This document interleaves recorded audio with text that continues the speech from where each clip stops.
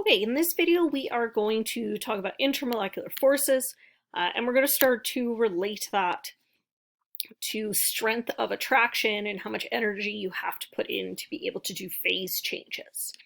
So far everything we have talked about have been intramolecular forces. Okay, important for you to recognize intra versus inter, okay? So an intramolecular force are forces that are exerted within a molecule or polyatomic ion. So our ionic and covalent bonds are all intramolecular forces. Okay, same deal with our metallics. Those are also considered to be intramolecular forces because they are found within the molecule and they hold it together. So today we're going to start looking at intermolecular forces. So these are the forces that are involved in the interaction between molecules. So intermolecular forces are found within molecular compounds, okay? So molecular compounds have covalent bonds, right? Remember in the last video we talked about how covalent could be divided into molecular and network solids. So we're going to be looking at our molecular compounds and the forces that hold or attract one molecule to all the other molecules that are around it. So, first type of intermolecular force is known as a London dispersion force. We tend to abbreviate this to LDF. So, LDFs can be found in all of our molecular compounds. They don't have to be polar to actually have this. We find that it is present in all of them. So, when it comes to London dispersion forces, this is probably the hardest of the three intermolecular forces to actually understand. And that's because it has to do with the random motion of electrons in our molecule. So usually I compare this to when you guys are running around in phys ed and you're running in the gym, where at some points, as your whole class is running around, you're all nicely spread out. But then it always happens that all of a sudden, there's like 10 of you all on top of each other and you're kind of tripping on each other. And then eventually some of you pick up speed, some of you slow down a little bit, and you re-spread yourself back out. But in that short-lived moment where you were all grouped together, you created a grouping. And we find that our electrons do the same. So our electrons are constantly traveling all around our molecule. They're going all over the place. And ideally, when we draw them as like all these nice, beautiful, spread out things. But just like when you're running around in gym class, at some times you're nicely spread out and at other times you're not. So what happens is as our electrons are randomly moving all around our molecule, every now and then, a bunch of them all kind of wind up in the same place at the same time. And when that happens, we form what we call a temporary dipole. We call it temporary because eventually they're going to spread themselves back out and they're not all going to be grouped together. But for a short period of time, it does exist. And a dipole, because as soon as we have all of those negatively charged electrons grouping together, we have a little bit of a negative charge in that region, which means the rest of our molecule has a little bit of a positive charge. What then happens is that this temporary dipole that forms in one molecule is going to induce a temporary dipole in the next molecule over. Because as all those electrons pile up, let's say on this side of the molecule, my next molecule over, well, all of those electrons are going to be repelled and they're going to move over to the other side. And then we're going to get a temporary dipole in that molecule. And then as those electrons all bunch in one spot, it's going to spread to the next and the next and the next. And that's why we call this a dispersion force, because it disperses throughout our sample. It starts with one and then it moves to the next. So London dispersion forces vary with respect to how strong they are. So individually, each one is weak and only lasts for a short period of time. But if you have a large enough sample and this spreads enough, it actually can wind up being a pretty substantial force. So when it comes to how strong a London dispersion force is, there's two major factors that are going to come into play. One of them is how many electrons I have. And that's because the more electrons I have, the higher the probability of creating a temporary dipole. And also, the larger the charge difference can be within that temporary dipole. right? If there's 50 of you running around in the gym, it's going to happen a lot more often that you guys kind of all bunch up on each other because there's so many of you. But if there's, let's say, 2 of you running around the gym, well, it's going to be pretty rare that you wind up both on top of each other because it's going to be a lot easier to spread yourselves out if that's what you're trying to do. So when it comes to London dispersion forces, if I'm comparing 2 different molecules and I can see that one has more total electrons, remember when we're talking intermolecular forces, we are talking total electrons, not just valence electrons. So the molecule with more total electrons is going to be able to have a much stronger London dispersion force than the molecule with fewer electrons. If I find that they have the same number of electrons, then I'm going to move to shape to be able to differentiate between them. And that's because this is a dispersive force, so it has to spread from one molecule to the next. So why the shape matters is because the more surface area of contact I have between 2 molecules, the easier it's going to be to disperse that force or temporary dipole between atoms. Whereas if I don't have a lot of contact area between my molecules, then everything kind of has to line up perfectly to be able to do that.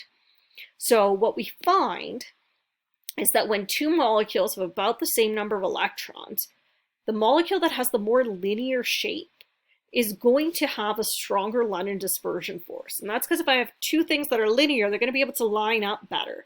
We're going to be able to spread from one to the other really easily. Whereas if I have like 2 circles or 2 like tetrahedral shapes, they're only going to have a little bit of contact right at kind of the edge of it. And so it's going to be a lot harder to spread from one to the other because I don't have that much contact. Whereas a lot of contact, it's going to kind of push that other one, all those electrons over, okay? So London dispersion forces are found in all molecular compounds.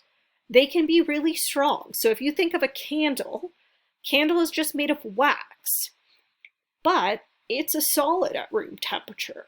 It's waxy and then I could take like my fingernail and I could poke a hole in it, but it's still going to be a solid and it's held together entirely by London dispersion forces.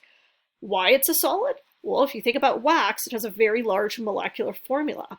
So there's a lot of electrons, so it's a lot easier for me to induce that temporary dipole and spread it through my sample.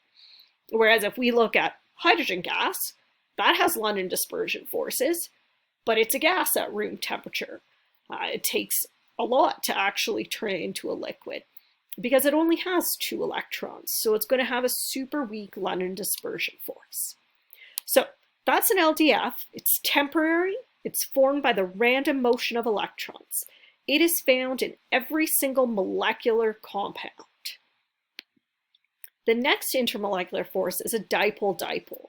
This one tends to be a little easier to recognize.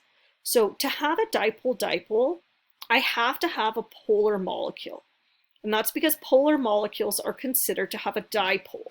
They have one end that's partially negative, and they have one end that's partially positive. And a dipole-dipole attraction is when 2 molecules that are next to each other line themselves up so that the positive end of this one attracts the negative end of the next one, right? Because we've talked about how when it comes to electrostatic attractions or attractions between charges, opposite charges are going to attract and like charges are going to repel. So what we find is that each polar molecule has the potential to interact with multiple polar molecules at the same time because they don't have to line up perfectly head to head, right? They could line up like this, they could line up like this, they could line up like that. There's lots of different options. So dipole-dipole forces are not as strong as what you have in an ionic compound. And that's because if you think about an ionic compound, we have whole charges attracting each other. Whereas in the case of a dipole-dipole attraction, they're partial charges, so the charge difference isn't as significant, right? So to help you visualize what this looks like, here we have a polar molecule. So think of this as HCl, right? Where we have the chlorine over here, it has a higher electronegativity than the hydrogen. It is going to pull for electrons over in this direction. Right? And then what we find is that this negative end interacts with that positive end.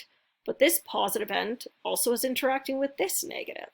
And this negative is also interacting with that positive and that positive, right? So it's all throughout our sample that we have this dipole-dipole. So for a molecule to have dipole-dipole, it must be polar. This means our polar molecules have not only London dispersion forces, because we said all molecules that are molecular have London dispersion forces, they're also going to have dipole-dipole forces. So they're going to have two intermolecular forces at play. The last type of intermolecular force is a hydrogen bond. So a hydrogen bond is basically a special type of dipole-dipole interaction. The reason a hydrogen bond is a little bit different than a lot of other dipole-dipoles has to do with just what a hydrogen is, right? So if you think about what is hydrogen, hydrogen is a proton and an electron. That's all it is. There's nothing else to it. So when we have hydrogen in a polar molecule, that means that that pair of electrons is spending more time with the other atom. And what we wind up with is basically an exposed proton. So instead of just a partial positive, we more or less have an entire positive. So because of that, there's going to be a stronger attraction than what we have in a dipole-dipole, because we have a stronger charge in that we have virtually a positive as compared to a partial positive. So when you look at water, which is what we have here, we see that water has the ability to form hydrogen bonds because it has the hydrogen attached to a highly electronegative atom. So you're going to find that to have a hydrogen bond, and I'm sure it must be in all of this writing somewhere, maybe it isn't. So to have a hydrogen bond, let's just add it in case it isn't actually there. There's a couple of requirements we need. So the molecule must be polar, and it must have H directly attached to a highly electronegative atom. Okay, and that's because if it's not electronegative enough, it's not going to be able to pull that electron away and really result in that fully exposed proton. So our highly electronegative atoms, generally that we consider when we are looking at, are N, O, and F. Okay, so they kind of go across that top row of that periodic table. Okay, we consider those three to have large enough electronegativity to be able to pull that shared pair of electrons over and result in a hydrogen bond. So what that means is if you have a hydrogen bond in your molecule, you also have a dipole-dipole attraction, and you also have a London dispersion force. So when you are attempting to assign what type of intermolecular forces are at play, first decision you need to make is this molecule actually molecular? If it is, then we're looking at intermolecular forces. If it isn't molecular, then we're not interested in intermolecular forces because they are not going to apply. So decide it's molecular. As soon as we decide it's molecular, we automatically know it has London dispersion forces because all moleculars have London dispersion force. Next decision is, does it have a dipole-dipole?